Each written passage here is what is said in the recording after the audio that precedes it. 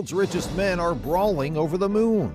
Like a kid asking for a toy, the world's richest men are brawling over the moon. Well, when we think of the world's richest man, a couple of names obviously come to mind quickly, and that's Elon Musk and Jeff Bezos. Why do they want the moon, and what's the deal with it? Welcome back to Unlimited Money, everyone, where today we'll be discussing the fighting over the moon between the world's two richest men. Don't go anywhere just yet, because this video is going to be a bomb. Stay tuned. Bezos and Musk, two of the richest men in the world, are locked in a battle for control of the moon, which they both hope would take mankind into space. Bezos' rocket business, Blue Origin, filed a 50-page complaint with the Federal Government Accountability Office, disputing a $2.9 billion NASA contract with SpaceX to develop a lander for American astronauts to return to the moon. Bezos will stand down as Amazon's CEO later this year. Musk's SpaceX beat Blue Origin, another defense contractor, Dynetics of Huntsville, Alabama, in NASA's competition, which was disclosed this month. A second protest was lodged by Dynetics on Monday. The protest had been brought to NASA's attention, the agency admitted. According to a statement from a spokesperson, NASA cannot give additional comment because of the current lawsuit, the agency stated. While Musk and Bezos have lofty goals for the future, their current wealth and capacity to create the revenues necessary for paying for these lofty goals are dependent on basic commercial issues like jousting for government contracts, as the conflict between the two entrepreneurs shows. According to Bob Smith, CEO of Blue Origin, NASA's decision was the result of erroneous analyses of the proposals based on misjudging Blue Origin's advantages and downplaying SpaceX's technical difficulties. In addition, he asserted that NASA had placed a greater focus on overall costs than the agency had previously stated. It's very unusual for NASA to make mistakes of this magnitude, according to Smith in an interview. When it comes to acquisition, they do an excellent job, especially on high-profile missions like bringing America back to the moon's surface. As a result of our findings, we decided to take action and correct these mistakes. He went on to say that the space agency would have stayed true to its declared goal of awarding prizes to two firms, which it had expressed a willingness to do repeatedly.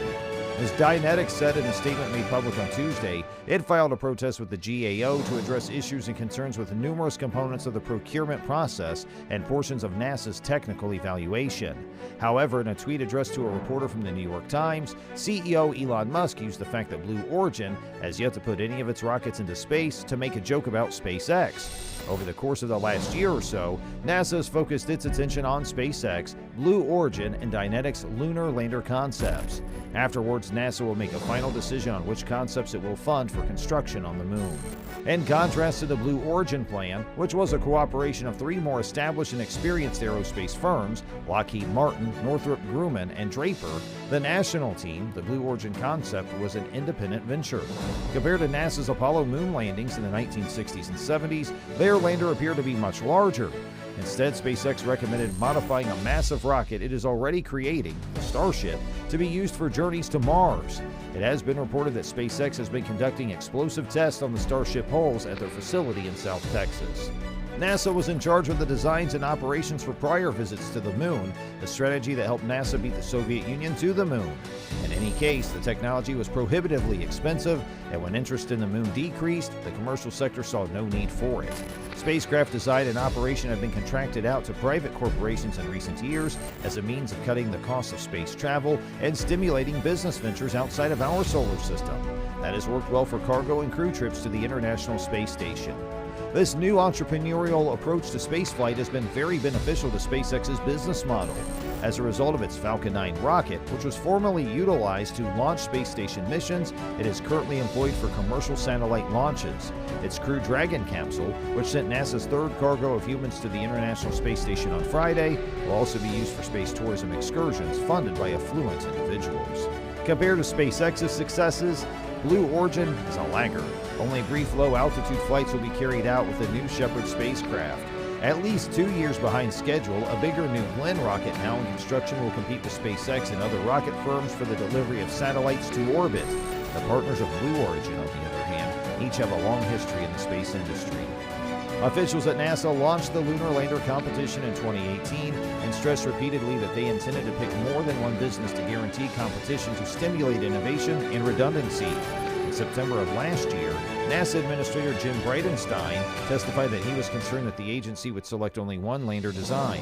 You end up with programs that unavoidably get stretched out, and you end up with cost overruns and schedule delays, he told a Senate subcommittee.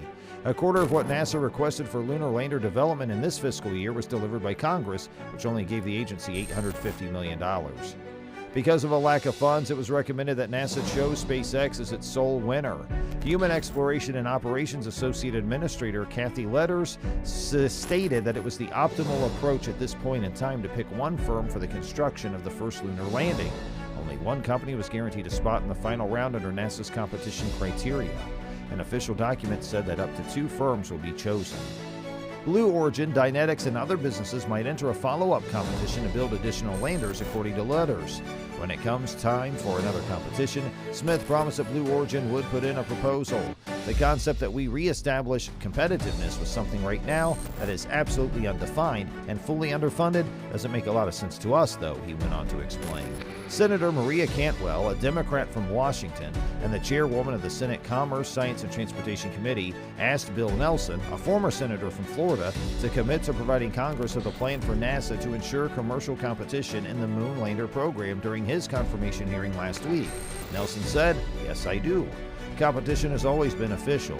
Smith added that NASA has used more than one corporation in the past for comparable initiatives, such as the space station missions, despite the fact that future finances were uncertain. More than twice as expensive as SpaceX's offer was, the Blue Origin-led one. Even while NASA did not have comparable negotiations with the other 2 T companies, Smith said that NASA had returned to SpaceX and lowered the price of its bid. According to Smith, "We didn't give an opportunity to rewrite, which is essentially unfair." An estimated cost of $8.3 billion, the Commercial Crew Program now provides transportation to the International Space Station. The protesters stated that 2 landers would have cost less than $9 billion. Smith noted that NASA is receiving some fantastic value from these concepts. The technical features of Blue Origin and SpaceX's projects were rated acceptable by NASA. Dynetics received a marginal rating. SpaceX's administration was deemed excellent, while Blue Origin and its partners, as well as Dynetics, were rated to be very good. As Smith pointed out, the NASA concept was overestimated in areas like communication systems and redundant guiding and navigation. The hazards of SpaceX's design, such as the necessity of refueling the Starship in orbit, were also underestimated. According to Smith, NASA assessors essentially overlooked the difficulties in the number of launches and rendezvous required by SpaceX's suggested solution. The development of SpaceX is quite risky. The protest will be decided by the Government Accountability Office in 100 days. For the second time, Blue Origin and SpaceX have gone head-to-head to win a NASA contract. As of 2013, Pad 39A at the Kennedy Space Center in Florida had been used for the Apollo and Space Shuttle missions. NASA picked SpaceX to take over Pad 39A in 2013. Proposals from both Blue Origin and SpaceX suggested that the launch pad could be utilized by many firms. The GAO, on the other hand, stated that NASA had not indicated a preference for the use of 39A by several businesses and dismissed the objection. The launch pad is presently used by SpaceX for flights to the International Space Station, and it is from there that the Starship missions to the moon would take off. So, now we're at the end of the video, and I hope that you enjoyed it. Please give this video a thumbs up if you did, and smash that subscribe button, and don't forget to press the bell icon too so you never miss any updates.